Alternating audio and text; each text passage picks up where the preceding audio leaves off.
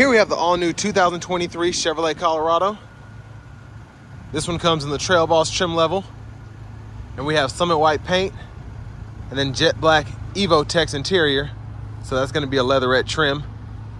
And the powertrain consists of that upgraded 2.7 liter turbocharged 4-cylinder. And that's made it to an 8-speed automatic transmission. But love the exterior styling here, especially with the Trail Boss, like the wheel wells and all that look cool. But coming around to the front end here, we have our halogen headlamps. Love the blacked out Chevy badging though. And even though this is more of a basic Trail Boss with the plastic black, it still looks rugged there.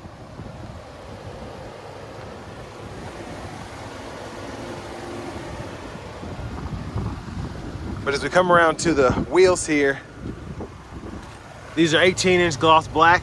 Love that look there, very aggressive, but also looking stylish. We have these all-terrain tires.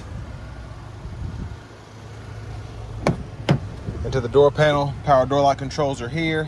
One-touch automatic up and down on the driver's side, express down on the front passenger side, and then express down for the back as well. And then our power mirror controls, you can pick a side, you can turn them on and off, and you can adjust what direction the mirrors are headed. Storage pocket here, bottle holder there, gauge cluster brightness adjustment, hood release, and then tilt and telescope steering wheel release there. But here's our manual driver seat. So we have manual lumbar, or manual seat height, excuse me, manual seat back, and manual seat bottom. And we can move all that there. But I have that seat up front adjusted for someone of my size, being 6'3" with longer legs. So let's look at this rear seat room. So it's kind of a step up in here. And then that's my room back here. And I've got it pretty snug up there for me. I can fit, but I'm not as comfortable as I could be. And that's still my legroom there. But mid-sized trucks, what can you do?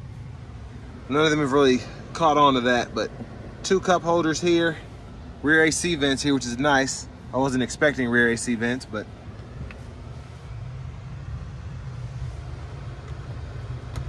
and then grab handle here.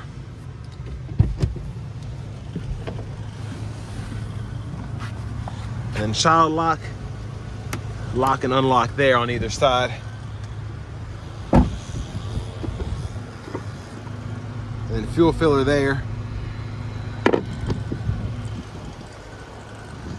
Now, one of my favorite parts about this one in particular is how aggressive the taillights look, because they have that black kind of tinted cover there. So I love that look. It makes it look that much more of an aggressive pickup. Spare tire underneath there, exhaust. There's the bed.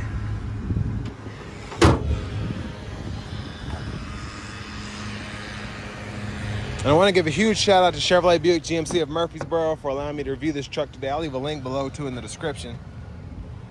But there's a manual front passenger seat, just seat back and seat bottom can be adjusted there.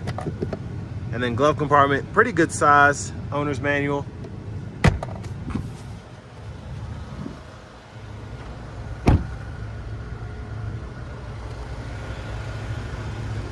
But as we come back around to the front end, let's go ahead and pop the hood.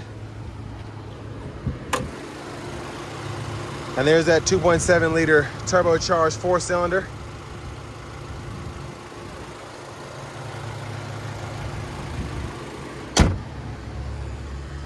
And now let's go ahead and hop in the driver's seat.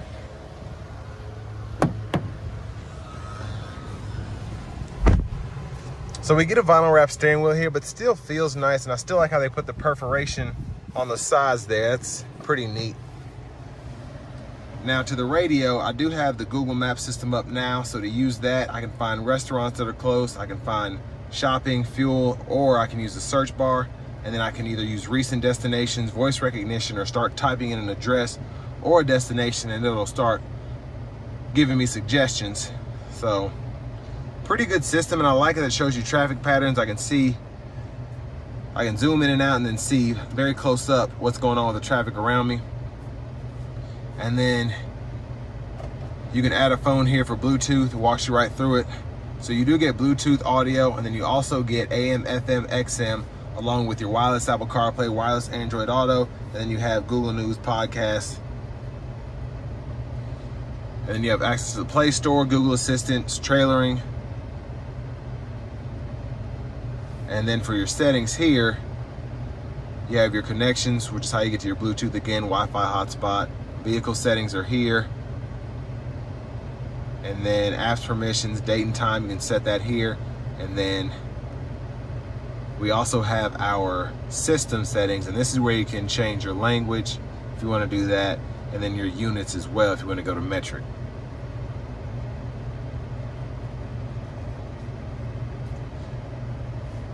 Now for the camera, you do get the backup camera there, and that's kind of the trailer view. If you want to back your truck up to a trailer for whatever reason, you can do that.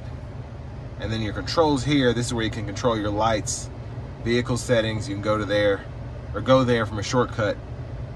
And then camera, auto high beams, hill descent, all that is in the screen. So you also have a quick shortcut for the headlamps though, which is nice. So you can set that to auto, on, off, whatever. And I'm still kind of not feeling that, but once you get used to it, it's not terrible. It made more sense to just have a light switch like on the left side where it's supposed to go. But overview here, I love the graphics here. You can look at the engine air filter life and then go through everything there and then click on something to expand it, brake pads, or you can go into it manually, look at the tire pressure, fluids, all of that, and then your trip meter here. And then you do have an off-road setting here. We can go through drive modes, I'll show you that in a minute, but this kind of shows you your G4 steering angles, all the stuff that you need depending on where you are. So it's nice to have all that. I think that covers everything there. There's the backup camera. We can toggle the guidelines here. And then I like the AC controls actually. We can adjust the fan speed here, the temperature there, and then we can turn the whole system on and off.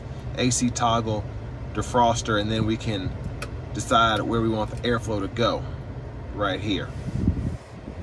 And auto stop toggles there, hazards are there, lane keep assist with lane departure, USB-C, USB-A input. And then for the shifter, pull the lever, reverse, neutral drive, and then low gear, and you can manually shift. And it'll show you what gear you're in at the bottom of that gauge cluster there. Electronic parking brake, pull up to engage, hit the brake, press down to disengage. And then those modes, again, you can go through your four-wheel drive here. And then you can toggle your drive modes with a knob. You have normal, terrain, tow haul, off-road. Love the graphics there again. Center console cubby space, I like the removable tray, and then you have pretty good amount of space down in there, and I believe that is a 12 volt right there. And there's a view of the back seat from up here. OnStar. Now to the stalk behind the steering wheel, blinkers, and then you have your windshield wiper controls here, that's off. All of your intermittent modes are right there. And then you have low, high, and then hit it once to get the wipers going, and then push it all the way in. And that's how you get the windshield wiper fluid. And then you can toggle your high beams there when the lights are on. So do that real quick. Toggle them on and off, and you can flash there. And then you can toggle your gap adjust for the forward collision alert there.